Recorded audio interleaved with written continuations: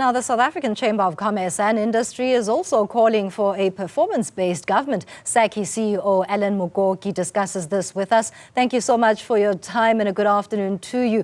Key ministries related to the South African economy are set for seeming stability as there's little change there. What is your reaction broadly to the designations that have now been announced?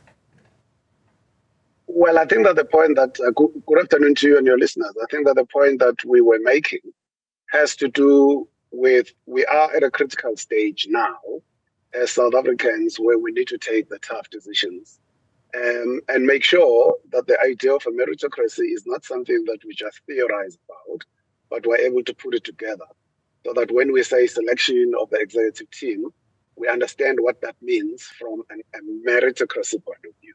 Now, you can't just say we've agreed as political parties and the story actually ends there. Yes, indeed. And that's not an indictment on any of the individuals that Mr. Ramaphosa has selected, but it's an indictment on the system that is not particularly clear. So when you say, I'm selecting people and I have a meritocracy, here is my template, what does that template look like? What is it looking for from an educational qualification point of view, from a work experience point of view, from the point of view of a performance track record, from a point of view of how good are you in working with teams or in teams, from a leadership point of view, from a cognitive ability point of view. So all these things are things that are scientifically understood to be happening in other environments that want to look at success in terms of how we pull together a team. That has not yet been articulated to us. So I'm not so sure when we say we're not sure, we mean exactly that if there has not been a transparent process that articulates, here's how we're choosing people, then it's going to be very difficult to know whether those people are actually going to be successful. Given the fact that the environment is also very new, you've got different partners coming in, different political platforms, and you are saying that, the policies of the government that are going to be implemented are actually going to be the policies of the GNU. No one has got an outright majority. Yeah. What does it mean? Do we have the skills to be able to manage conflict, to be able to persuade people to see things our way and not be emotional and just be pure rational? So that's a piece that's missing because it will then permeate throughout the public service that we're lifting the game, and this is an opportunity to be able to do it. Based on that, what's to be said then about cabinet being more bloated than it already was on the cost side of things, especially because it's a matter of business as well as the same political parties that now form part of the GNU raised as an issue prior? The issue is not so much about quantity. The issue is about quality. And what is this that you've got people coming together to actually do? You could have a smaller team that is not able to deliver. You could have a bigger team that is actually able to deliver. So I think that focusing on the number of ministries, the number of deputy ministers, will actually distract us from the actual purpose of what exactly is this that they are going to do. How are we going to measure performance? How are we going to design the performance management systems that are going to articulate the objectives and the results that we actually want to see? So whether in the end, whether the cabinet had 100 people, it's really neither here nor there.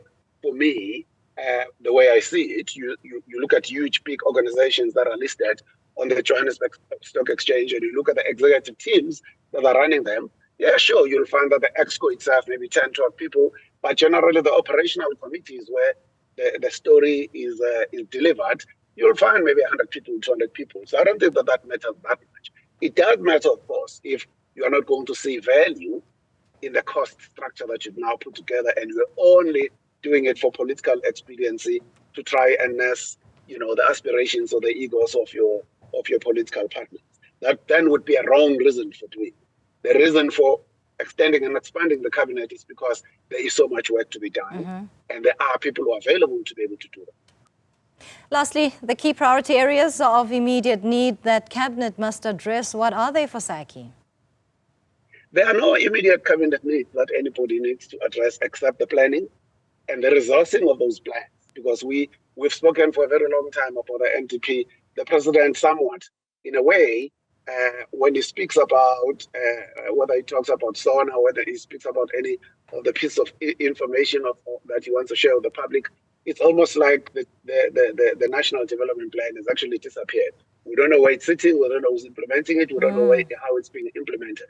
We do say, as Sacci, for instance, for South Africa to move and have a very, very clear strategy to resolve the issues of poverty, unemployment, and inequality, we need to deliver on the United Nations Sustainable Development Goals.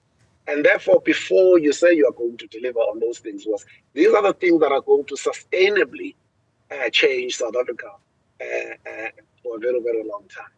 But before you get there, you need to then say, where is a capable state? Before you get to capable state, you need to answer, are we hiring people who are capable? Where is the plan that is now telling us this is how we're going to resolve? So whether it's people, machine systems, cash, whatever the case might be, here is a plan that we have on the human resources side. Here is a plan that we have. So the planning part of it is always a problem. People say we have a plan. The only problem that we have is that we don't have the right people or we don't implement. I don't know whether the plans that we have are actually implementable because they were not done by people or in line with the type of resource allocation that you have from a human resource point of view.